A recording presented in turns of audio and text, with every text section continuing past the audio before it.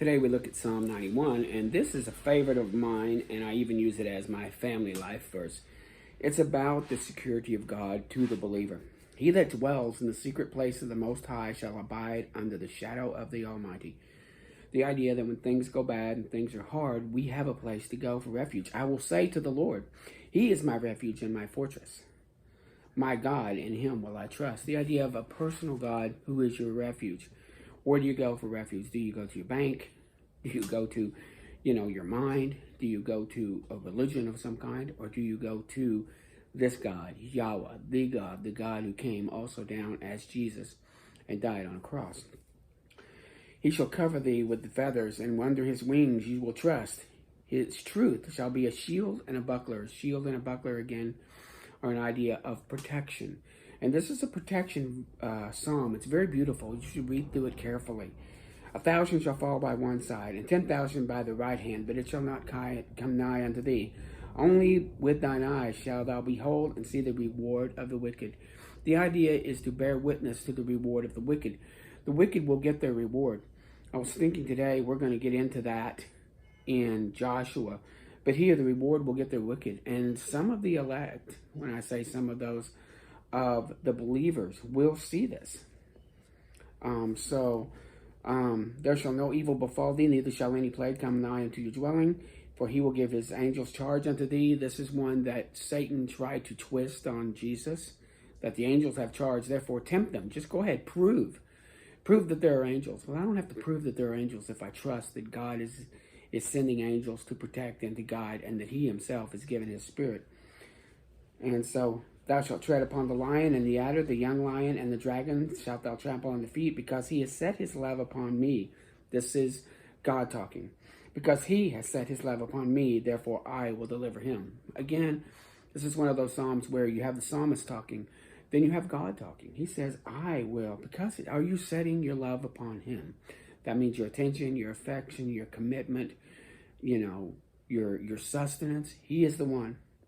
And you'll call upon me, and I will answer him, and I will be with him in trouble. I will deliver him and honor him. Remember again, and we'll see this in Samuel, in 1 Samuel 2:20, that even Hannah recognizes that God is a God who says, I will honor those that honor me, and those that despise me, I will lightly esteem. Do not despise this God. Make sure we're getting it right. This is, again, a very good, very beautiful psalm, one about finding him as his refuge. It's your choice to seek him as your refuge. Seek it before the day of trouble. Seek it when you see the dark clouds rising. Things don't happen by accident if you keep your eyes open. So this is a beautiful one to go to. Read it carefully and then move it into your heart and into your life. And it's amazing that we use 91, and now we're going to look at some things, and I'm going to try to go into some of these things, and we're going to see some hard things that don't necessarily, again, fit in our 20th and 21st century understandings. We live in this love, and, don't say anything bad, don't judge other people kind of world. We see Jesus as somebody always surrounded by little kids and laughing, and he's, kind of like your frat buddy, But yet we find that this is a God who hates sin. He doesn't hate the sinners, but he holds the sinners accountable. This is something we have to realize, that he changes the game at the cross. And I'll talk about that in a minute. But it was that he held, and there is a time of holding sinners accountable. You'll realize that he did not hold these sinners accountable for hundreds of years here. And now he's holding them accountable. This is the time of accountability. This is what God calls a visitation. I've warned you. I've told you. You know my laws. You know what I expect. Now I'm going to visit, because it's time to judge. We have this wonderful story in 10 with Adonizedek. He's very close to Melchizedek. Remember that? This is Adonizedek. It's another use of word usage very similar to that. In fact, you'll find that Adonizedek is actually kin to Melchizedek in word usage. It's king. They're both saying, king of glory. But this guy, the king of glory, is himself. Melchizedek was, God is the king of glory. Here, this guy is saying, I am the king of glory. And so he notices what Joshua did at Ai and at Jericho. and he draws he goes after the Gibeonites. Remember the ones that made the agreement with Joshua? They just made the agreement in chapter 9 that we will be your servants, will be your bondsmen and bondswomen. We will do what you say. Just don't wipe us out. They recognize this and they attack Gibeon. They attack Gibeon for allying with Israel. And so they get these kings to go up against them. And Gideon calls out to Joshua, and Joshua brings the army of Israel against these kings. And so they have this battle, and it says, God discomfited them before Israel and slew with a great slaughter at Gibeon. So the kings that are going up against the Gibeonites, and Israel goes in, and this is the famous place where God even gets involved. Remember, when he showed up right before Jericho as the captain of the Lord's host, he's over the battle. He's with this through and through. If they'll go to their commander and talk with them, he'll lead them. So he's there. It says that the Lord cast down great stones from heaven upon them at Azekah, and they died. And there was more that died from hailstones than died from the children of Israel. So the idea that he even was throwing rocks at them. There's these hailstones of we get the idea of maybe fire and brimstone, but again of rock-sized hail coming down and hitting them. These hailstones were hitting and killing these evil kings. And the sun stood still. This is an amazing thing, that Joshua needed more time to finish wiping out these kings, so he asked for the sun to stay still, and he asked for the moon to stay still in the sky. And the sun and the moon stayed still for one full day. And these people could tell time. They were like anybody else. But yeah, it stayed still for one full day. There's even a backup historical book, the Book of Jasher, which also talks about this. And some scientists will say that couldn't have happened. Well, this is God.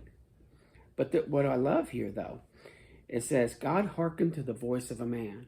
See, when you're in tune with God like Jesus was, you can ask for things. You know, many of times we're not getting things, but because we're not in tune with God. But Joshua was in tune. He wasn't asking for this to stop just for his own pleasure or just because he needed a little extra time. For the cause of God, that the Israelites might take these kings. And again, I think, let me look back and see. I think there were 5 kings that came together. 1, 2, 3, 4. Yeah, 5 kings came together. And Joshua fought with these 5 kings. And the 5 kings went and hid in a cave, thinking they wouldn't be seen. But Joshua found out, and he covers up the mouth of the cave.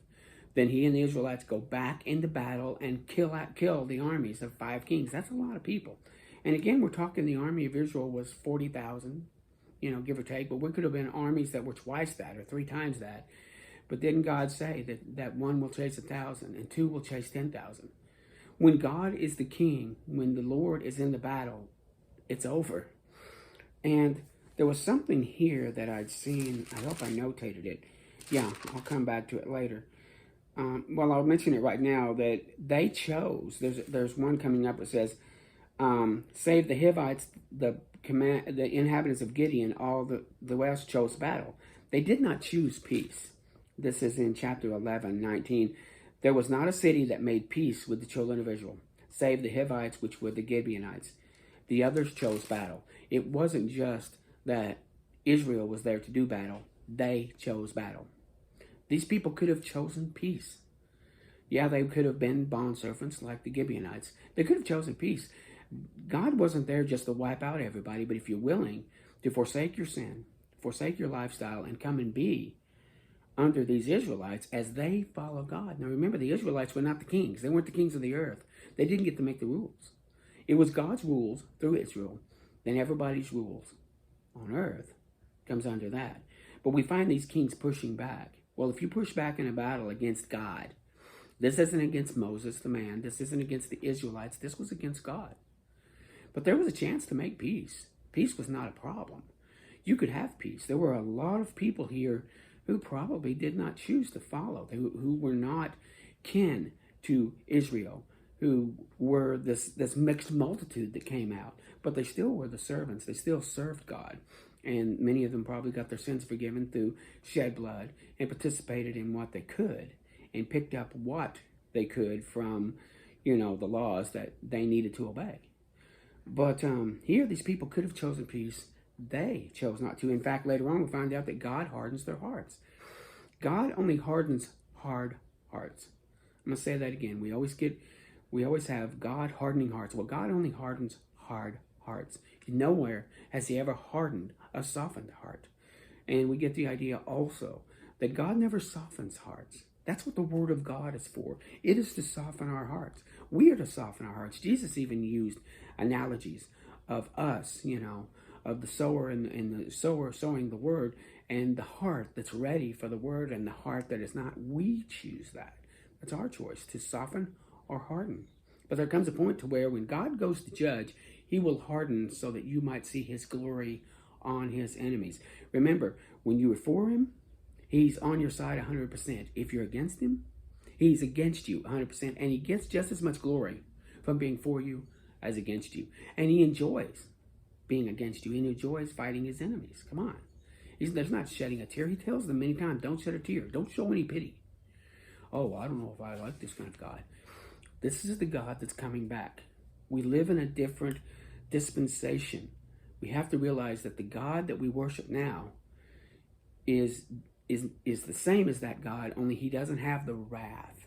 That wrath is going to come. And when that wrath comes, when we get to the 70th week of Daniel, and I'm speaking to people who've understood, you're going to see that come back. We need to realize that the wrath is coming. But these people had a chance. Remember, there were very verses that said the iniquity was not yet full. These people were not so far gone. These people still had, were still choosing. Remember, they had Melchizedek.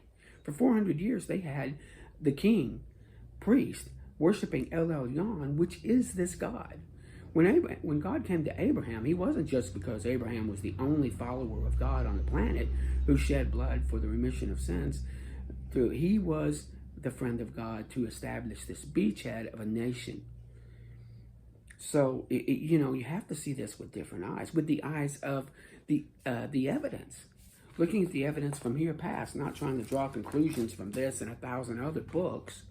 Yeah, I have a lot of books too, but I use them as reference. I don't use them for understanding what the Word says. They may be historical. They may even tell me, about the documents, but I don't go to commentaries. This is my commentary using the grid work, and it works. The grid work works. It works on everything else we do. Anyway, going back to the story. So Joshua rolls the stone. He goes after the people. Then he comes back and opens them up, brings out the 5 kings, and kills the 5 kings. And he goes back and talks about the conquest of the south. They came in up on the north, did Jericho and Ai, then they're moving south.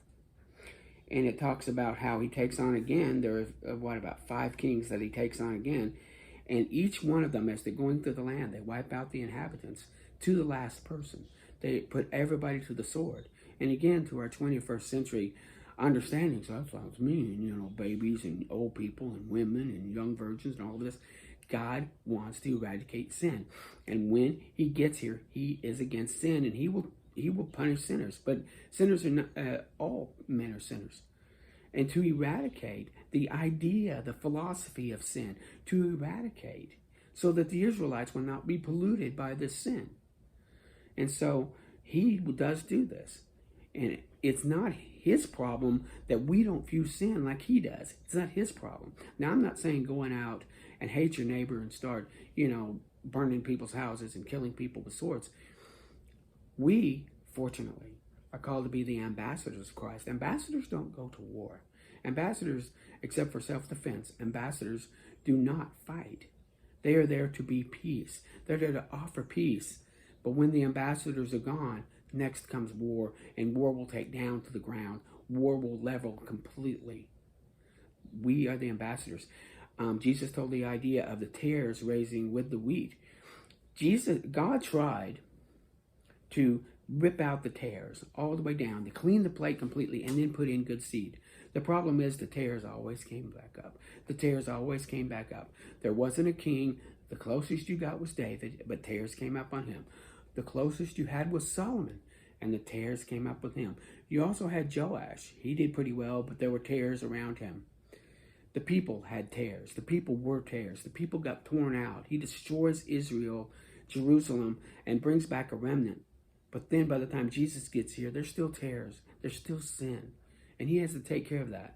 Well, this time, he's going to let sin grow with the ambassadors, but one day he's going to take it all out, remove us, separate the sheep from the goats, separate the tares from the wheat, and he will burn them. There will be a judgment day coming. Looking at the Old Testament, especially Deuteronomy, and in this part of Joshua, tells us the future.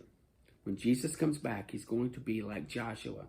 The first time was Moses, the lawgiver, but he will be Joshua, the one who takes.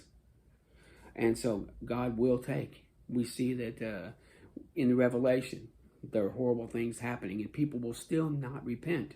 People not repent of their fornications and their murders. We see this coming. So he smites these kings, and he wipes them all out. So he wipes down the north, and he takes them, and he goes from city to city, destroying all the souls. None of them were left. He talks about the different ones. He smote all the cities, going all the way across Israel and down. And it came to pass when Jabin of Hazor, which is up north, now he's going to move north, saw this, he drew some kings together with him, the Amorites and the Hittites and the Jebusites and the Hivites, and they came. And they came with large numbers like the seashore. This was even a bigger battle. We went from Jericho, a big battle, to Ai, smaller battle, relatively speaking, to Gibeon with no battle. Then we went to 5 kings, who was a medium-sized, large battle, and then a very large kingdom moving down from the north. Here comes more of them. And this time they're like the locusts. They're like the sand in the sea, almost. It says that even as the sand was upon the seashore, and the multitude of the horses and chariots, very many, and all these kings came. I think there's 5 kings here. And the Lord said, be not afraid. I love that. You see this every time he goes to do something, the Lord meets him with, be not afraid. Be not afraid. It gets worse. It gets worse. It gets bigger. It gets worse. And it gets bigger. And still God says, be not afraid. I'm bigger than all of this. It doesn't matter how big they get. I'm bigger than the biggest of them. And that's what he's saying. I will deliver them to you tomorrow. And thou shalt hold their horses and burn their chariots. We're not going to keep their horses and chariots. We're not going to build up an army. That's excess. We have what we need. So we're going to make sure that no one can use their horses or chariots against you. And that's going to be a lot. Think about it. You've got, tens of thousands coming at you, and you're going to destroy the horses and the chariots. That really takes care of the military might of the northern kingdom. So he delivers them, and they chase them, and they go to a valley eastward, and they smote them, and Joshua took care of the horses and burned the chariots. It said Joshua at the time turned his back and took Hazor and smote the king with the sword. He smote all the souls therein. So he's doing this with the northern kingdom. Again, hard for our 21st century ears, but we need to realize that God is just.